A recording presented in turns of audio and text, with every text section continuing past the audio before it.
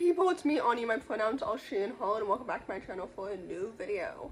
I don't know if I'm jet lagged or I'm just fatigued right now, frankly, but sometimes I get really tired and really burnt out by always providing all of these diverse book recommendation videos that nobody seems to really engage in, especially since, like, I know I read a lot, and I know that I'm recommending diverse recommendations a lot, but it's just really annoying that I put so much work into all of my videos and people don't like give it back to me, because it feels so easy to read diversely. It feels so easy to be anti-racism, anti-homophobia, anti-Israel, all this stuff, yet people aren't doing that. And I think that it's ultimately like laziness. I don't know. Anyway, of course there could be a million other factors as to why my YouTube videos aren't blowing up the way that other people's are, like Haley Fam or anyone like that. But anyway, today's video focuses on like random YA book recommendations that nobody's ever heard of. Some of these are diverse and some of these aren't, but I just wanted to sit down and talk about these random book recommendations. So yeah, the first one on this list is called The Underwood Tapes. This book is a YA contemporary following a young main character who's transcribing cassette tapes over the summer in a small town where like her mother used to live, and now her mother has passed away. And as she's transcribing these cassette tapes, she's starting to realize that she can hear back the voice of the person who originally filmed them or like recorded them in the 90s, but she's existing in modern day. So it's weird that she's hearing the original voice of the original person who recorded them 30 years ago, and that he can hear her. So it has a bit of like magical realism in it. This book is so good and I really enjoyed it. I love the world building and the romance and the characters and the plot and everything. Like, this book is so good and it's so underrated. Like, I think it's excellent.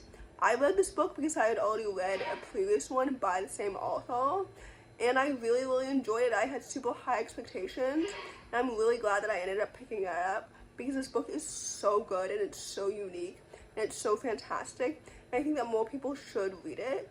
And I think it's for fans of like, I don't know, I'm really bad actually at comping books because I don't know what else to compare it to, because this book actually felt unique and refreshing, which is rare because I've read so many YA contemporaries, so you'd think I'd be able to compare this book to something else, but truly I can't.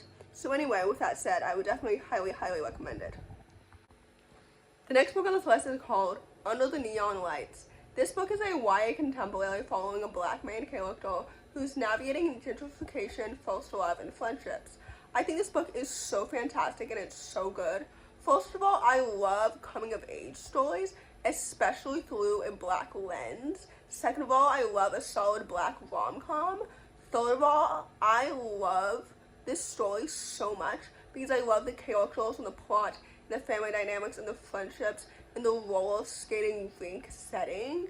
Like, this book is so good and it's so wholesome and it's so underrated, and I would definitely highly recommend it for fans of Joya Goffney and Elizabeth Acevedo and literally every single black author ever who writes regularly YA contemporaries specifically, because I thought this book was so good and it's so fantastic, and I just really enjoyed every single second of it because I just loved it from the beginning to the end. This book is also written in free verse, which I've always historically enjoyed. I know that some readers might find books that are set in poetry to be more abstract, but I really enjoyed how lyrical the writing was. So anyway, with that said, I would definitely highly recommend it. The next book on this list is called Looking for Smoke. This book is a YA contemporary thriller following 4 indigenous main characters who are all trying to solve a mystery when one of their own passes away. I think this book is so good and it's so fantastic. I typically don't enjoy a lot of thrillers because I'm the type of reader who tries to solve the mystery as it's unraveling, rather than waiting for the mystery to be solved and revealed to you as the characters are, if that makes any sense. Like, I love trying to solve the mystery as it's unraveling, and sometimes I solve the mystery before the characters do, which can get annoying and frustrating, not because of the characters themselves necessarily, but just because I've read so many books, obviously, that sometimes these mysteries sound formulaic in a bad way to me, although one could argue that every single mystery and every single story is technically formulaic, but like, the best stories are the ones that don't seem formulaic because they're so immersive. And this mystery was so immersive and so thrilling. And I love the characters and the indigenous representation and the plot and the mystery and everything. Like, this book was so good and it's so fantastic, and I also loved the multiple perspectives. I think this book is so good and it's so underrated. So with that said, I would definitely highly recommend it. The next book on this list is called Harley in the Sky, because of course on a list of underrated YA contemporaries, I had to include Akemi Bowman, because I've been a fan of her books for so long. And when I say for so long, I mean since like 2018, which was a really long time ago, frankly, in terms of new book releases. And I'm so excited for her next book, which is the third book in her sci-fi trilogy, which I think comes out next month, if I'm not mistaken. Next month as in May, not April. But anyway, this book is a YA contemporary following a demisexual Asian main character who runs away to join the circus. And she's grown up in a circus, but she runs away to join the rival circus. So that's fun. She's always wanted to be like a big trapeze artist, which is so cool and so fascinating. I think that so many different types of art forms are so underrated, but especially trapeze. Like, the amount of gymnastics that must include is so cool and so impressive. But anyway, this book was so good and I really enjoyed it so much. I love the plot and the characters and everything about it. This book is absolutely so fantastic and it's so good. I have always been impressed by Akemi's lyrical writing over the years, and her writing has always been so good and so well done in literally every single thing that she has written.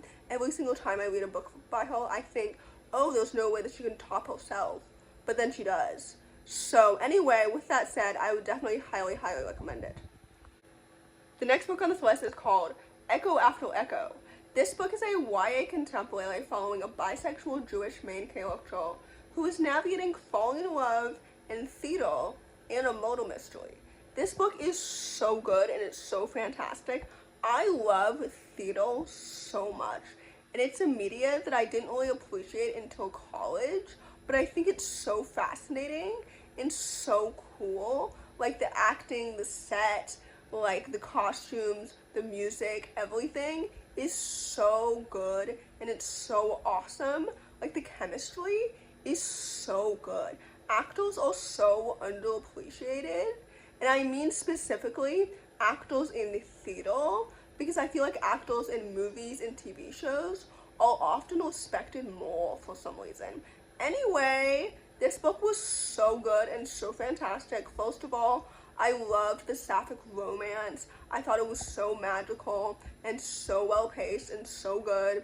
I loved the writing and the plot and the mystery and the queerness and everything. This book is so good and it's so well done. So anyway, with that said, I would definitely highly recommend it.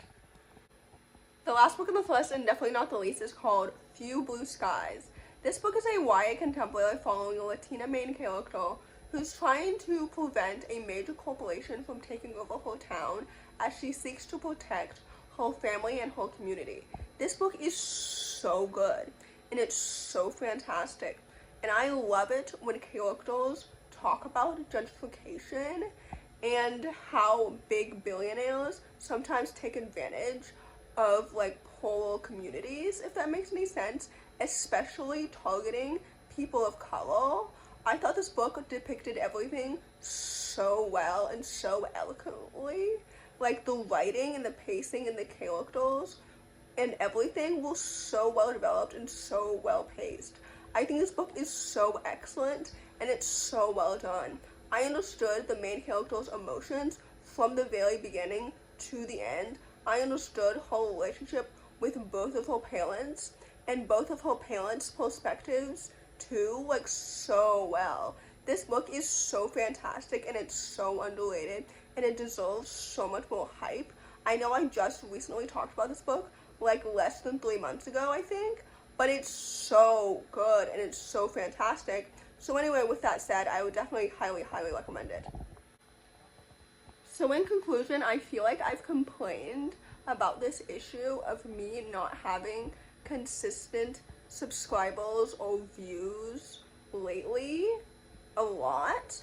And I know that like everyone struggles with gaining new subscribers or new viewers, but I feel like I've been stuck at the same numbers for a really long time, and it feels so much harder for me to get new subscribers than it seems to other people.